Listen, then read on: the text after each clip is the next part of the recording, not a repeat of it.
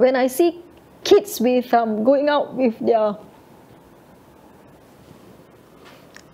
full unit family, I was like, macam like, what's this happening?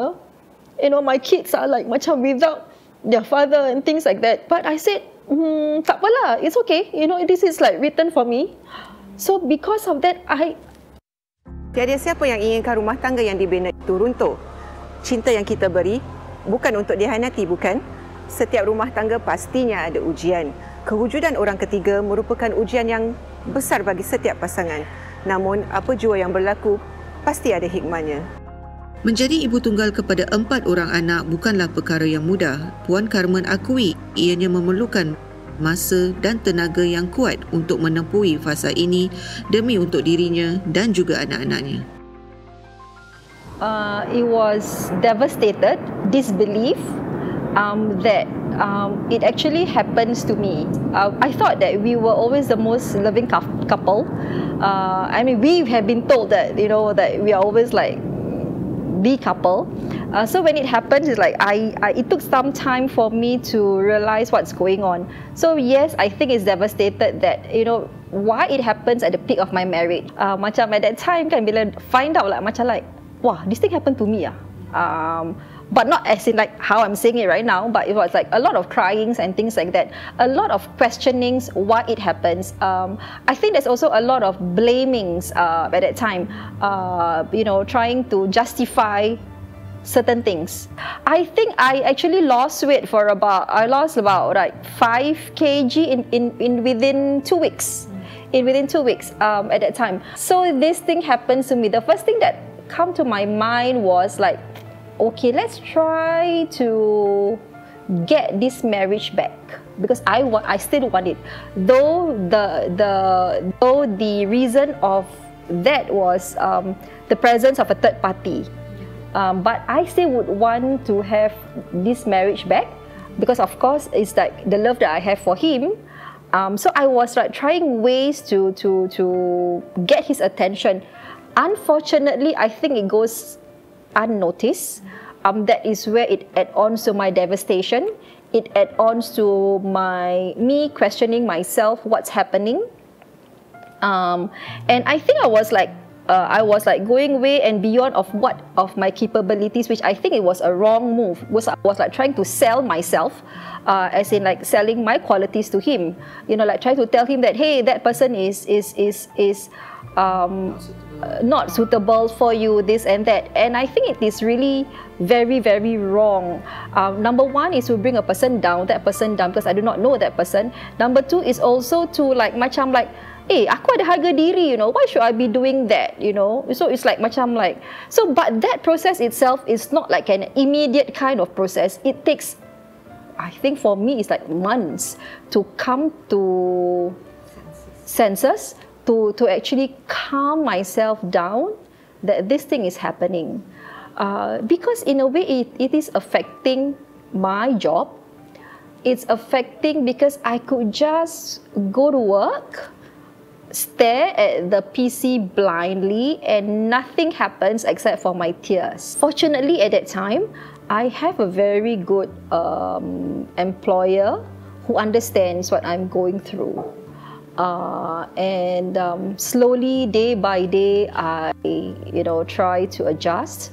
Devastation is still there. I just drag myself up every day at that time. It's really very, very difficult. But I must say, I think I have the most wonderful family support, because they do not push me. In fact, they are supporting me and my children. I must say, my children, because at that time I myself am lost. I myself was like, what to do now? You know, and at that time it's like everything is on me. Be it financially, be it emotionally. I'm happy that I took that time. I took that time to realize that I have that feeling. I took that time not to let anybody push me into making a decision. At the same time, I let people help me. I don't make it like I'm ashamed of their help, because to me, hey, I need that. In order for me to get out of this situation, I myself need help. Of course, there are moments whereby you have to be strong for yourself. You have to be strong for the kids. But that doesn't mean that I don't go to the toilet and cry. That doesn't mean that. I have lots of that. I will go to the toilet and then just cry like macam like, this thing is happening to me. It's like, okay. When I see kids with going out with their full unit family, I was like, macam like, what's this happening? You know, my kids are like macam without their father and things like that. But I said, tak apalah, it's okay. You know, this is like written for me. So because of that, how to say? It's like, again, when it comes to festivities, you know, because we are, for my family, it's like we are very close-knit. We are really very, very close-knit. And then when it comes to festivities, regardless of family gathering, Hari Raya, wow, that is the most difficult part, you know. And then, and I'm very thankful that my kids, I think they are very, very, very mature. And I think the kids let me be what I am. Yeah, I think what makes me strong is them, you know. It's like macam dorang tak tunjukkan tau dorang punya kesedihan. Dorang macam like life goes on. You know lah, macam like as if nothing happens, but I know that they are feeling it. But every time I ask them, you know, hey, you all okay or not? They say, yeah, okay. I other family also got, the dad also divorced, what? So yang kelakarnya is like I am like yang terasa tau, anak-anak tak terasa tau, or maybe they don't show it to me lah. Dorang macam like okay lah, life goes on. Then it's like macam okay, then that is when macam every time I keep on asking them macam, then they say, ma, it's okay lah ma, we are okay.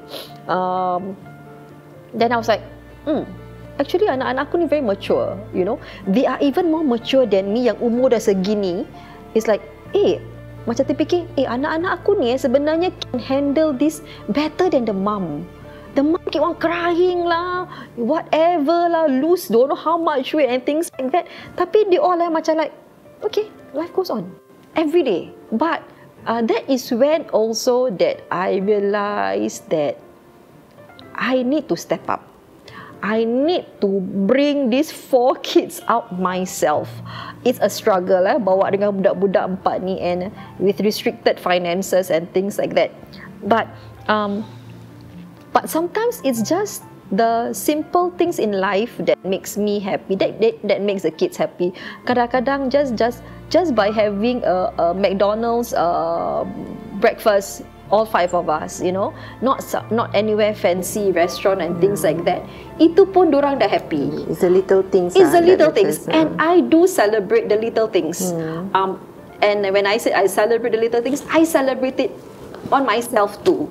Because kita tak boleh lupa tau, like macam like, yes, you have kids, but you are also a human. And I give myself a pat on my shoulder. I say that, hey, I'm in a much better place right now, and I feel that everybody that has gone through this need to acknowledge that, hey, we have already gotten out of that, you know, and we are at a place better now.